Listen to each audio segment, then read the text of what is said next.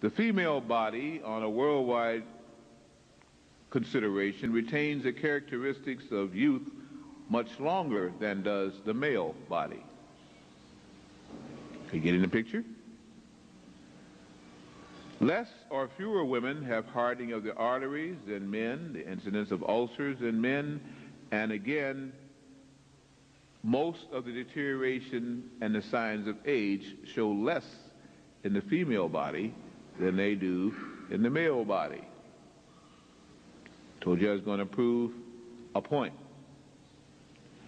There's more heart failure and apoplexy in men than there is in women. Women can usually hold their breath without deterioration of cell structure deprived of oxygen, and much more less suffocated than men. And women can usually endure cold weather on a general basis better than men, and can adjust to heat temperatures when their thermostat works correctly more so than men. Are you beginning to see the picture of the proof of what my opening statement was? How many of you are still with me? Confusion and puzzlement. Oh, good. Women in general at higher altitudes, like in the Andes Mountains and so, can usually carry heavier loads than men because the muscle fiber is toned better, and the amount of oxygen within the cell structures is greater than that of men. The female brain not only has a finer texture and more complex organization than that of the male, but relative to overall body weight, it is 1/4 pound heavier. There are fewer female baby miscarriages than there are male baby miscarriages. And during childhood, the female is mentally superior to male because the girl of 7, usually because of the rich thyroid hormones, has a brain capacity and a body capacity that dwarfs a boy in both mind and body. They're usually taller, more symmetric, and have better brain cohesion and function than does the boy. So now you understand that I have hopefully proven to you my opening statement. Is there anybody now that disagrees with anything that I said? I didn't think you women would. And I know the fellas have just said, what in the world has gone on with that nut up there? Bear with me, okay? Menstruating women in general lose calcium, thyroxine, iodine, phosphorus, lecithin, vitamin E, vitamin B1, 6, 12, 2, 6, magnesium, manganese, iron, copper, zinc, and sometimes for some women this starts 2 weeks prior to the menses. You think about that. Calcium, for instance, stabilizes the nervous system. Phosphorus is found in all healthy, normal cells. Iodine causes the growth and maintenance of the thyroid gland, and this is why the thyroid gland in women tends to swell during menstruation. I give you another key so you don't run off and spend all your money at the doctor's. I repeat that. That's why the thyroid gland in women tends to swell during menstruation. Science has proven that the birth of congenital idiots increases when one travels inland where the soil and the food lacks iodine. Iodine is also an essential element for the maturation and maintenance of healthy female cells. What is very interesting is that not all women on this planet menstruate. Also, not all women on this planet have ever menstruated. But all women think that all women do. Let me also spend a little time with that concept. Most Hindu women do not, and definitely did not, menstruate. One of the last famous Hindu women to achieve prominence on the world stage was Indira Gandhi, who until she started doing certain things and making certain practices as she toured the world, readily admitted she had not suffered a menstrual period until she began to do these things. Had she would followed her religious undertakings, maybe it never would have started. Most ancient African or Kemetic women did not menstruate. Not Belkis, not Apatia, not any of the so-called queens of Africa seemingly did once they began to have knowledge of self. The Oracle of the Delphi, according to the Greeks, were a group of women who pontificated and led Greece through its heyday. It was not led by the warrior men. They did the fighting. The thinking was done by the oracles, and many of the oracles were females. They are said that the oracles did not menstruate. We hear a lot of talk about the Amazon women, the Teutonic women, the female Gauls, the West African Watetas, the East African Bossamans, the Andambes of the Congo. Most of these oceanic women and most of these Kemetic women did not menstruate. These women were the strong women of our history. And in many cases, they could grow to be 7 and 8 feet tall. That's why amongst the Watusi and the Watusi women, when they told you of their diets and things that used to be different, they have some of the most tall, or the tallest women and persons, in fact, on earth itself. The Old Testament said, and the ancient Hebrews said, that menstruation was unclean, and that a woman should be confined until cleansed of her issue. But understand again, a lot of that book was tampered with by a patriarchal society, and if you're not aware of that, and I think most of you should be, then we have a lot of interaction that we could go through. With the advent of monogamy, and now I'm thinking about Africa, monogamy, by what we would call the Christian forefathers who wanted their church to really flourish, came the taught, learned sensation that menstruation was correct, menstruation was necessary, and was the woman's paying for her sins for having made Adam eat the apple, and now must also bear her child in pain and affliction. And many of you bought that, didn't you? I state to you that menstruation is not a cleansing process. It is only the result of the deterioration of the egg, unfertilized, and that men have perpetuated a myth that women collectively have bought, and I can at least begin to forgive some African Kemetic women because they didn't have too much of a choice. In their old habitats, in their old lands, many of them, as I say, were taught better.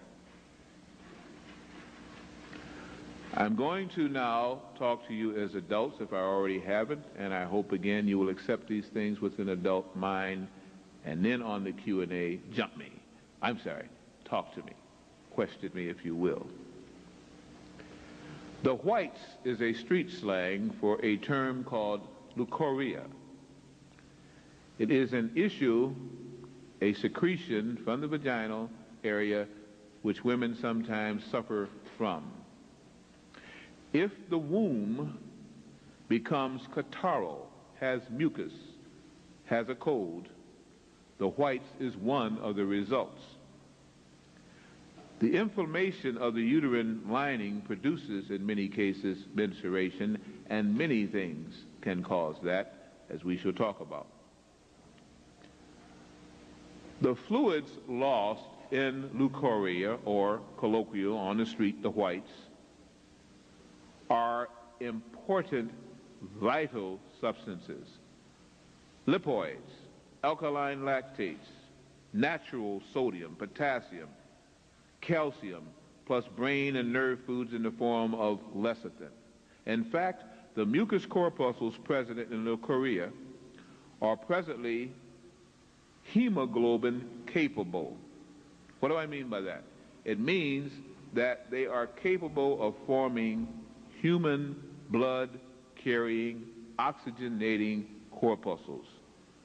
So not only does a woman then suffer the menses, but if she also has leukorrhea, she is constantly losing the ability to build life-giving blood cells, which anyone knows without that the body does what?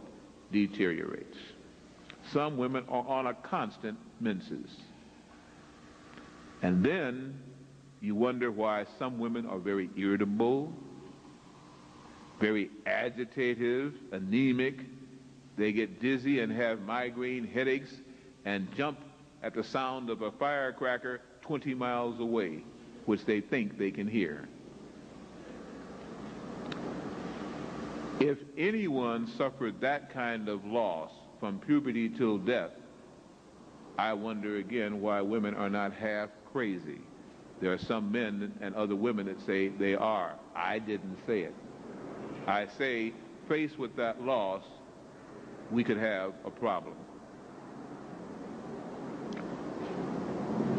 I state that if the menses was cessated, if it stopped, if the blood loss and even the alkaline lipase loss was ceased and stopped, then not only would women be very strong, and they wouldn't be intuitive, they would be psychic, but they also could give birth to babies without a man being anywhere around.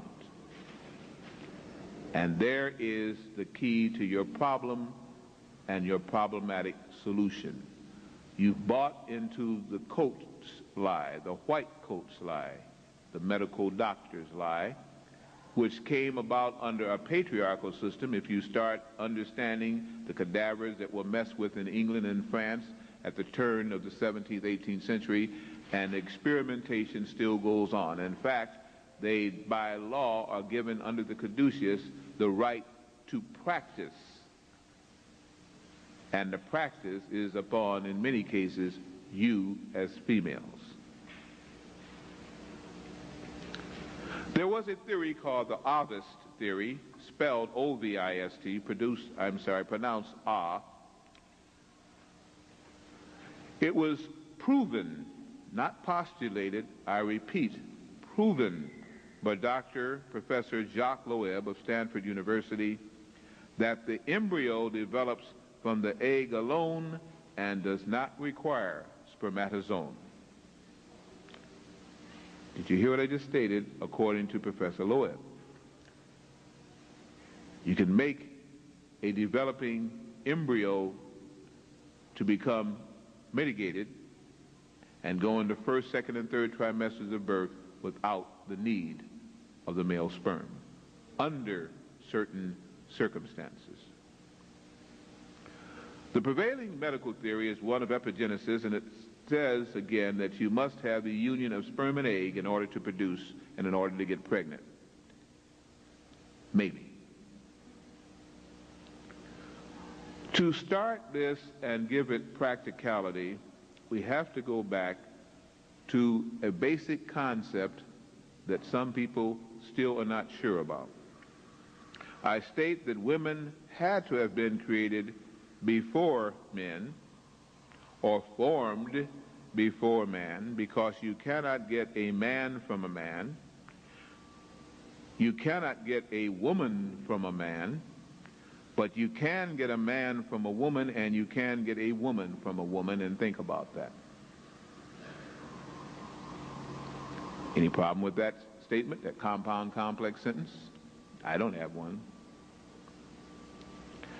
This is what the old church, the Church of England, and under King Constantine and the Bishop Eusebius, the Church of Rome, had to get rid of and had to change.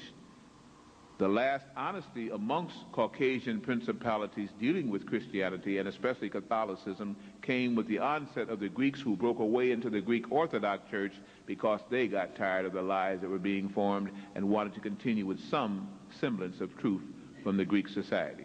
The last time when the Caucasians told truth.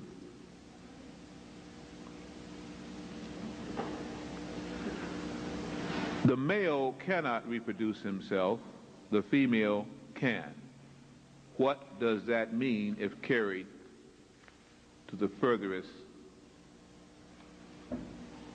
extent? It means that if the woman also could decide whether she was going to produce a male or a female, the race of man could cease to exist, as we now understand it, as a double gender. That, at one time on Earth, was a tremendous problem. The universal cosmic age theorem is that a cosmic egg was created, and from that generated everything, and that in the egg still is the semblance of first creation. Things start from an egg, whether it be a hard shell finish or a little ovum attached to the uterine wall. Which came first, the chicken or the egg? In 1975, they connected a vibrational detecting device to an unfertilized egg, and they got a rhythmic pulsing beat just like that of a human heart or pulse. What is generally an unfertilized egg? Somebody kind of share with me quickly from the audience. What's the difference between an unfertilized egg and a fertilized egg? Chicken didn't mate, no males around. Yet they have detected, and that experiment has been tried and tried again, some kind of rhythm or pulse within that egg itself. They also found in vertebrates, those that have a central vertebral column again, a spine if you would, that on the phases and oscillations of the moon, that pulse varied, but was always even more intense. We understand that humans are the dominant species on this planet Earth. We are the masters, we are the greatest, and everything else is beneath us, right? Right. Right, yeah, right. The acorn, which has a seed, a phylum of vegetable and plant, contains everything in it that the seed needs to become a mighty oak, including a print on its phloem showing what it's going to look out when it matures, what it's going to look like. Isn't that interesting? Ever cut an acorn in part and looked at it? I mean, some of these mutated acorns now that have been gassed and pre-picked, you can't tell anything from. But get the real seed of an pure-born acorn, and what do you have when you cut it in half? Picture of a tree. I mean, that's somebody really blueprinted that one. They already said, this is what you're going to look like when you grow up. And that's just on a little acorn. Okay? Let's go to another phylum, an animated phylum. The silk moth. The silk moth reproduces and never mates. Reproduces without a mate. The lowly aphid reproduces without a mate. And as the ancient Egyptians tried to point out, the scarabus beetle, reproduces without a mate and can shed its skin and goes along every 7 years quite well. It dies when it does mate. And if you remember, on the Ankh and the scarabus, you found in your Valley of the Kings, and you found again amongst the pyramid and on the Sphinx itself, that sacred symbol of the scarabus. They were trying to convey something. Most of us have forgotten or never knew what they were trying to convey. Dr. Edward Bischoff, MD, started this modern theory of epigenesis in 1854. I want you to jot down that date because people think this has been going along for a long time. It has not. That's close to the turn of the century. Dr. Edward Bischoff started the theory and the story of epigenesis in 1854. That is, that the zygote and the uterine development by union of sperm and egg was the way that humans get started. The first trimester after fetal conception. Before Bischoff's theory became accepted, and understand, it was presented on a paper as a theory, not an accepted fact. Later on, males and those who study under males have made it a fact that this is the way pregnancy starts. For centuries, people before that had believed in the theory of parthenogenesis. I repeat, parthenogenesis, and they even created under Grecian society, which had adopted and stole from the ancient Nubian society, the Parthenon. The idea for the Parthenon was not Greek.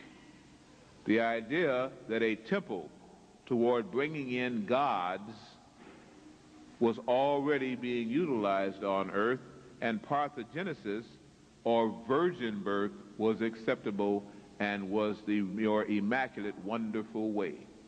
All of your ancient gods, so-called, or avatars or presentors, were said to have been of what? Virgin birth. Now we laugh at that. We lose so much in the vaginal uterine tract conceptory and bringing to term trimesters that there must be a better way. We have just forgotten that there was another way. In the year 1955, 4 prominent British doctors of medicine, and I like to use this amongst college students because when you say British doctors of medicine, then it makes it okay. Dr. Stanley Balfour Lynn, Dr. Bernard Camber, Dr. David Wine Williams, and Dr. A.E. Morant all studied some 10 classical cases of virgin births and agreed that all 10 of them were real, that in some way parthenogenesis, bringing to birth without the union of sperm and egg, had occurred in all 10 of those cases, barring nothing. The most famous or classical case of virgin birth was by Mrs. Emma Marie Jones, a German woman who during the height of the war, World War II, 1944, had been locked in her castle, a big estate, because it had been bombed, and everybody thought that everybody inside had been killed. And so for 17 months she stayed in there. She was not pregnant when she went in. When she came out, she was 9 months pregnant. There had been no men in there. There is another theory, the Ovist theory. The Ovist theory, pronounced Ovist, again, was named after the Roman poet and writer, again, of love-making and metaphors and so, Publius Ovidius Naso. By the way, I use him because he was a black man. Don't misunderstand. You cannot go to a so-called race of people and state whether or not, if they came from a certain country, they were black or white. All Romans were not white. In fact, most Italians now are mixed bloods. This theory was proven by Imhotep. This theory was revitalized by Pythagoras, again about 2500 BC. It was scientifically demonstrated again by the American biologist, Professor Jacques Loeb, Stanford, in the 40s. And utilizing artificial parthenogenesis in biological labs, this doctor once again proved the old Ovist theory was true, that the embryo develops from the egg alone and does not necessarily require spermatozoon, and that is the correct way. Here is the key. Hear it carefully. I usually speak pretty slowly when I'm giving lectures that are empathic. Please hear what I'm saying and not what I didn't say.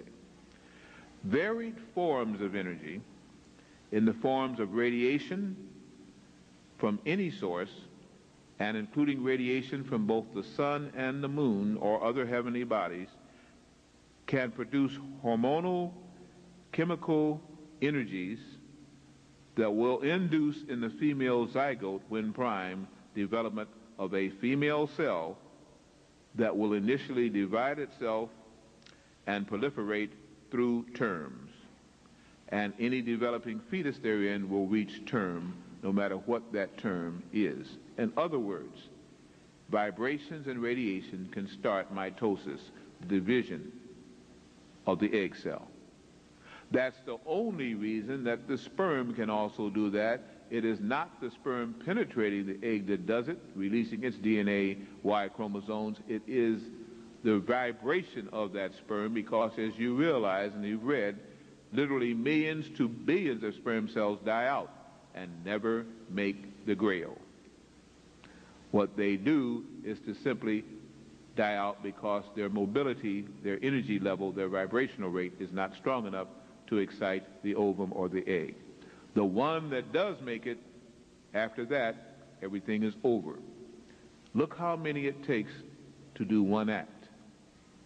Consequently, it is understood that it is the vibrational rate, the amount of energy or radiation that causes that, and the sperm cell is only one possible conductor of such energy.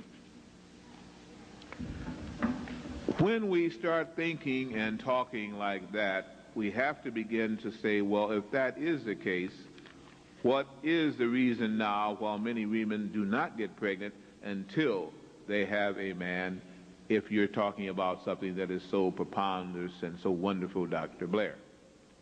I state you have to begin to go back into one of the true histories of our planet, and this is where you begin to run into the problems, the challenges, and I love the challenge. At the beginning of this phase, let me explain that hermaphrodites are dual-sexed. Anybody who's hermaphroditic or hermaphrodite has both sexes.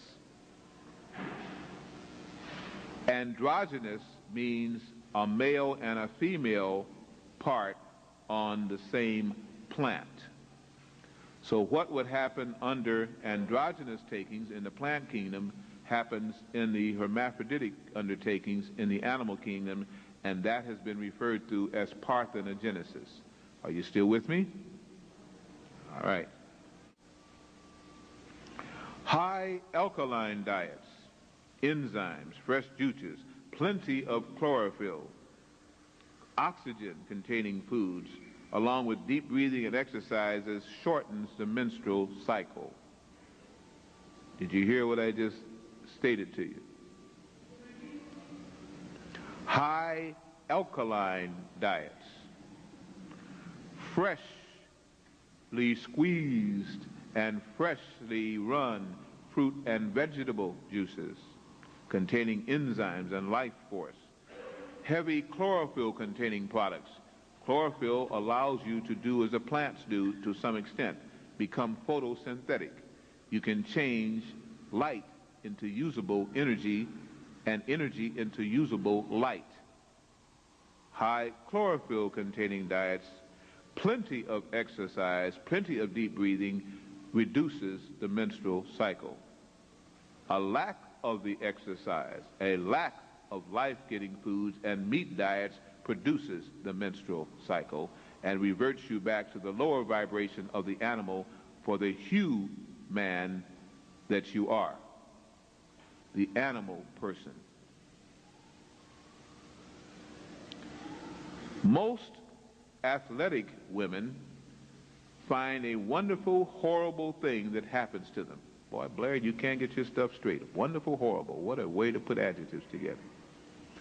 The wonderful thing is that they find that they don't suffer through the monthly menses, and they may even skip months and even have at the most a 30-hour menses. The horrible thing is they think they're pregnant or worse. That's a wonderful, horrible sensation. Women then, of course, as they have before, then go to the doctors to get straight. And they do. The poor, ignorant mother, please mothers, don't get angry with me, let me finish, not knowing any better, suffers greatly with her daughter. The poor, ignorant father, not knowing any more than the mother or daughter, suffers equally and says, yes, something must be wrong, and they all run to the great white coats in the sky for direction and and help. Please bring it on. Please, my daughter has not suffered, gone through a menses yet as I have. Make her go through it so I can be proud of her and know that she is healthy. And a guy said, yeah, that's right. They know what they're talking about. And neither of them do. And in many cases, neither does the medical doctor under the oath of Hippocrates that they suffer through too. So ignorance leads ignorance, and the blind lead the blind, and they induce the menses by ways that would turn your stomach. Or maybe you've heard of some of the ways that the present medical allopathic practitioners induce the menses in young girls who have not had a cycle, because they know if they have not had a cycle, that girl is sick, and they want to make her well. By barbaric methodologies, do you want me to spell it out, or can you imagine? Those prone lie-down tables which women help themselves strap into have induced more trauma that some women never get over, but usually on a 6-month basis they go for more. Not only sulfur and drugs that are caustic to epidermal tissue are administered internally to a woman, but solutions and devices are inserted that can even tear up the womb in the best practitioner who has loving tenderness on his or her mind. Some women never recover from that. And yes, it will bring on some kind of hemorrhaging, I guarantee you. The old ways, the folk ways, the dumb ways, using herbals to do anything you wanted to and magnets to do anything you wanted to, would be too simple, too simplistic for the modern practitioners of medicine, so they make it a dual thing.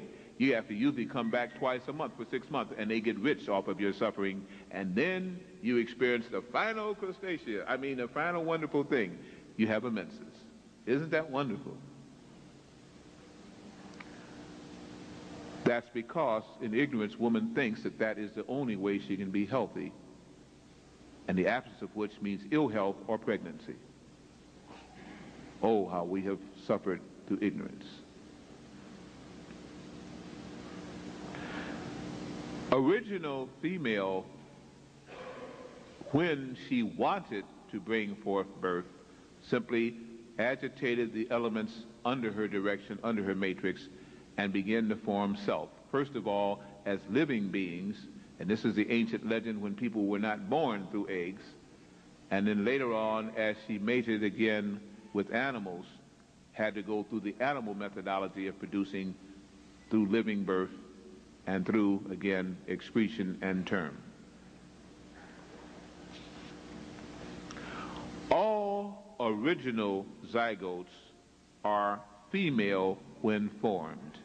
I repeat, all original zygotes are female when formed. They later change. Usually after 6 to 8 weeks, the male fetus starts to secrete testosterone, otherwise it would remain a female. All males start off life as a female in the womb, presently in this moon cycle. Hear this now, it's going to start getting worse with each sentence. Bear with me. Sometimes a small quantity of testosterone is secreted, just enough to make testes form on the developing embryo, but not enough to utilize proper brain chemistry and pituitary gland balance, and indigenous homosexuality is produced. What did he say? What did he say? You don't want me to repeat that? I know you don't want to hear that again. Yeah, you do. I knew it. Just gluttons for punishment, aren't you? Just like going to the MDs, some of them. Sometimes a small quantity of testosterone is secreted just enough to make testes form on the developing embryo, but not enough to utilize proper brain chemistry and pituitary gland balance, and indigenous homosexuality is produced. Gets worse. Birthmarks are the mental impregnation and decreased ability of woman to still mark and control the fleshly vibratory cell states within her body. In other words, if you are frightened by something, usually in your second or third trimester, if you crave something, usually in the last of your first, second, and third trimester, if you are any way involved with something that stays on your mind, you mark your child or fetus with that thought. Now, before you laugh at that, how many of you have craved the strawberries, which shows a lack of calcium and phosphorus and a need for iodine, and then you have a strawberry patch on the baby, usually on the left side of a boy, the right side of a girl. The boy is usually carried higher, and the girl is usually carried lower, and so on and so forth again. Just reverse that, because the boy's head is bigger, usually lower for the boy, higher for the girl. And the child is usually marked left or right, depending on its sex, with your thought. You're scared by a mouse, or you're frightened, or you think about, if a mouse ever ran across, I'd probably faint. Here's a little mouse marked on your child there. It begins to break up as the cells expand, but you can see it distinctly at birth. Or you have these cravings. That shows at one time you could mentally control fleshly cells, especially within your matrix and sphere, and now you don't know how to any longer, so it kicks in, but you don't control it. That is mind power, now at its most deficient. At one time it was at its most proficient. Dermoid cysts are the undeveloped cells starting the first trimester of fetal development, and microscopic examination will verify that fact. You are budding outside of the womb. Most cysts are mutating cells that do not follow a pattern. Dermoid cyst is a birth in the cavity, what they call the operoom, that does not have a womb, and usually results in a huge cyst that must be removed. Teeth, hair, and cell structure can be readily seen on a dermoid cyst. Fibroid tumors are the results of the vibrations budding along the reproductive organs and tract, but not being able to start the mitosis, and so they just act as little buds throughout the reproductive area, especially when meat is present in great degrees in that female system. You didn't hear either of those things either, did you? No, I know you didn't. Well, then buy the tape. The word conception means to conceive mentally. Look it up. The word conception, first IBID definition, means to conceive mentally, not to conceive in the womb. Take a deep breath. Now we get to the real rough stuff. You thought this was rough? This was nothing. Now it gets rough. Man descended from woman. Circumcision is the artificial means to finalize that separation, and when the race of man was having a hard time making it here, especially certain kinds of man, human, the foreskin tried to cover the penis just as it is cloaked in the clitoris, and consequently the male had to actually cut off this foreskin as he tried to become what he once was, a woman. The male testes is a woman's descended ovum, now encased within the scrotum. The male penis is an elongated clitoris. The female fallopian tubes, named by Fallopius again in 1523, is nothing more than the male vas deferens or urethra duct, which is both of the fallopian tubes join together, an amalgamation of the fallopian ducts. The male prostate, which males usually by the time of 12 to 40 have problems with and usually don't even function well after 40, the reason why is now going to be explained to you. It is nothing more than an atrophied womb. And every man has the vestibular mammary glands that go along with it, and during times of pregnancy of a woman can lactate. And during times of the month can lactate too, especially if those mammary glands are titillated or excited. I know it's rough to hear it and take it, but you think about it, and when you find me wrong, then we'll talk about it.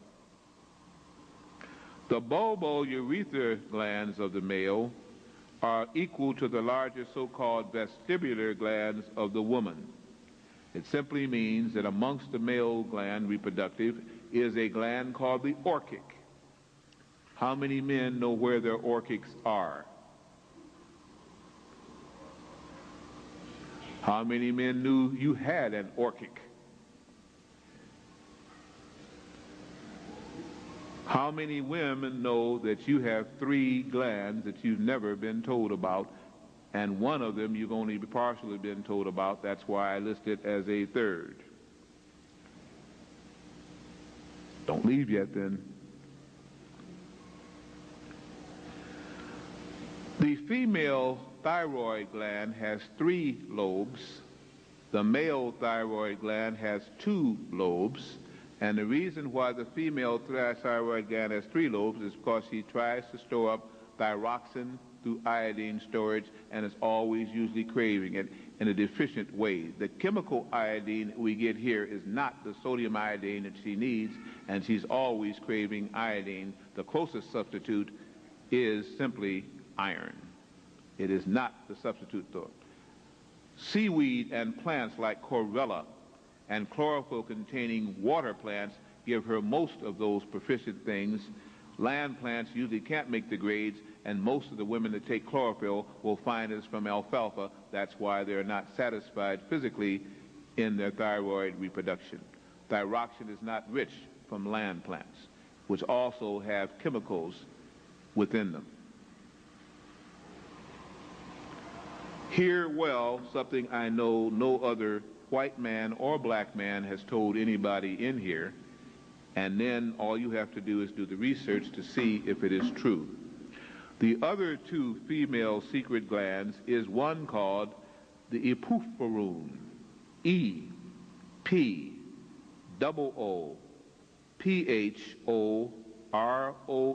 the epiphoron. In good physiological guides and studies of physiognomy, it is between the ovary and the uterus in what is called the mesosphinx. Yes, M-E-S-O-S-A-P-I-N-X, the mesosphinx. You can look it up in your physiological text, or just go to a med store near a pre-med college, and you don't even have to take it out. Just glance through, look it up, write it down. You can leave the book there. Within the epiphoron in the mesosphinx is something called the parophoron. P-A-R-O-O-P-H-O-R-O-N,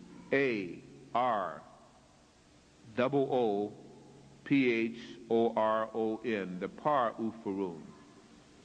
It produces seminal fluid and seminal secretions, just like in a male. Those glands in many cases are atrophied, and the eating of salt is one of the things that atrophies them, as it does the thymus gland, which is a gland of youth.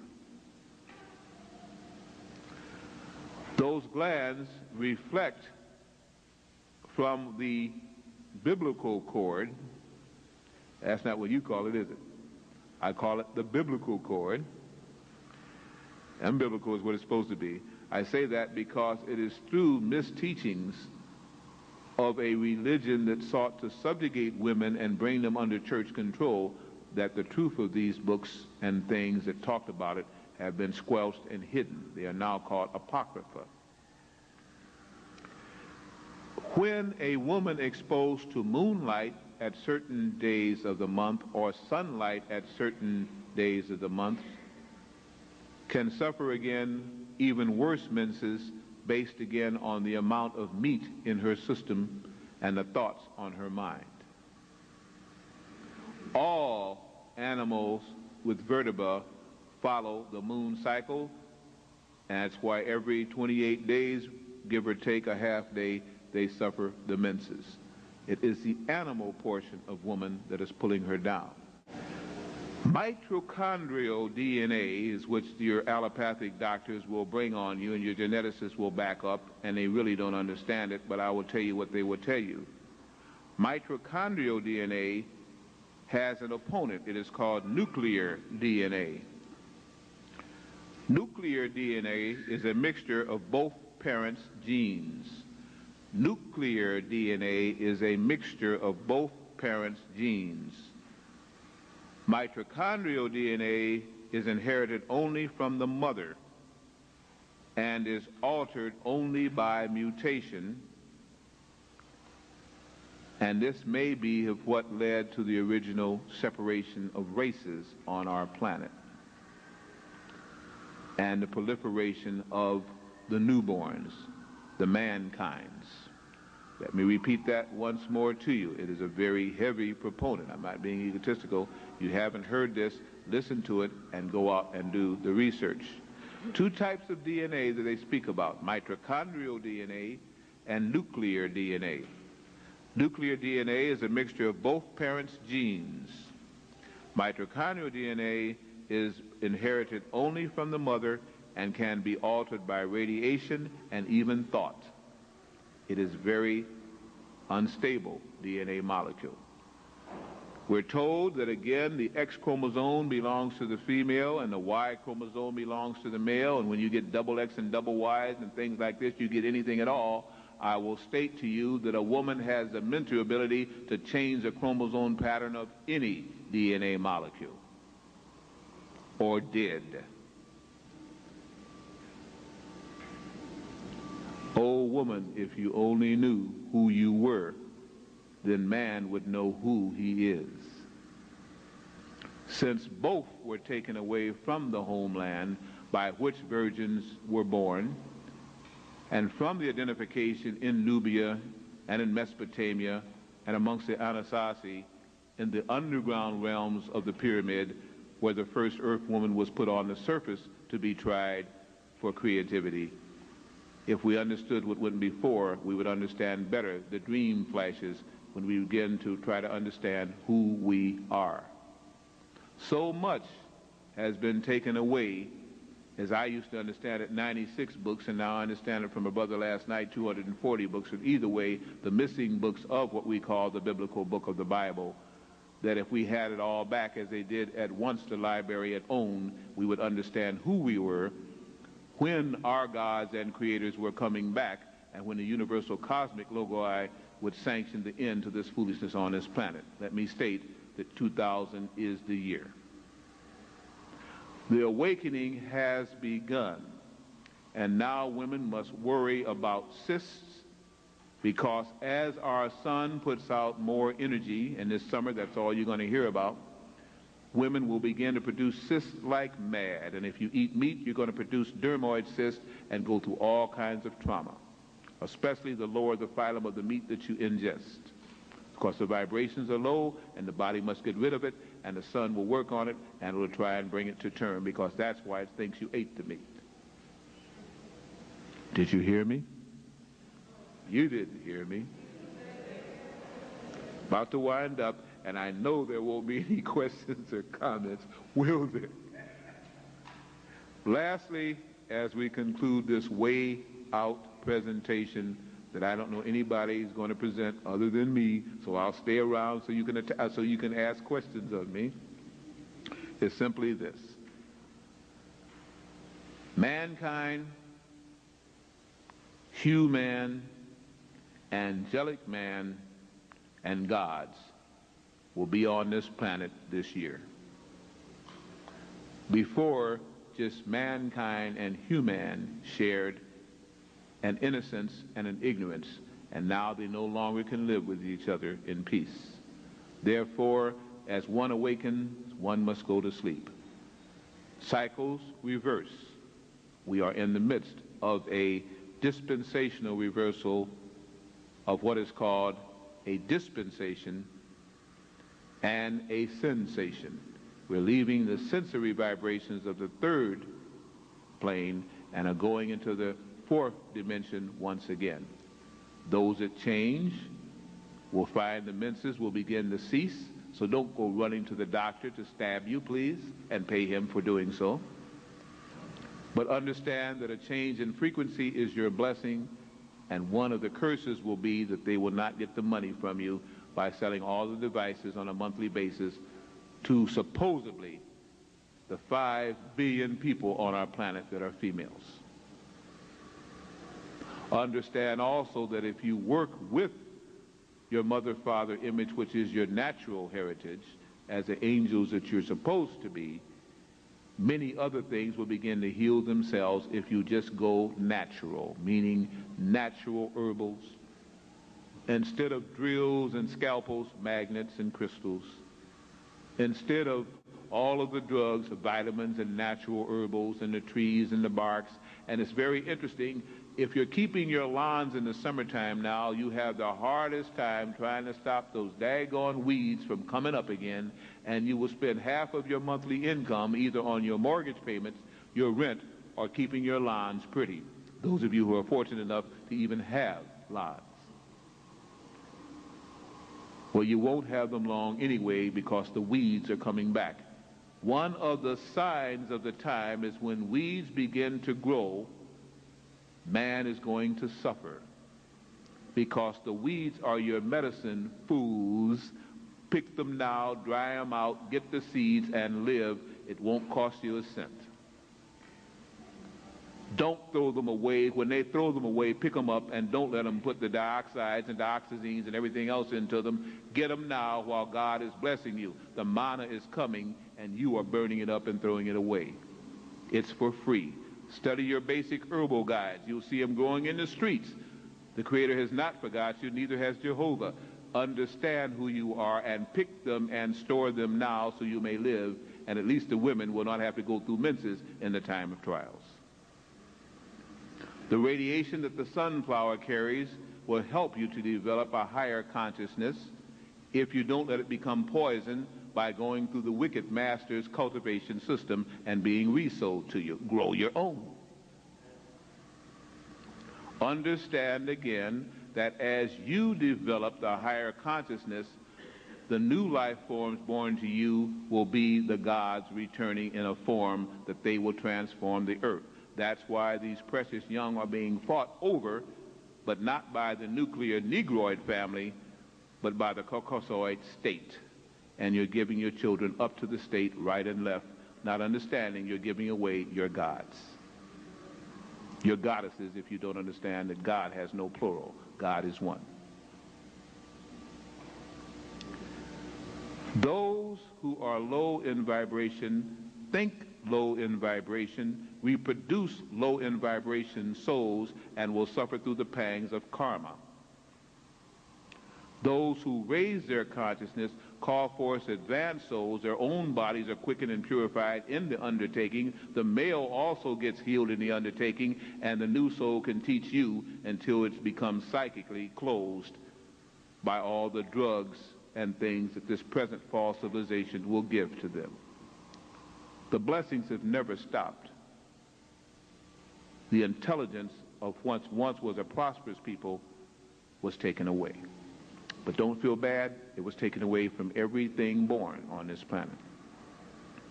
In conclusion, this time, like all times, is a good one if we but know what to do with it. I thank you.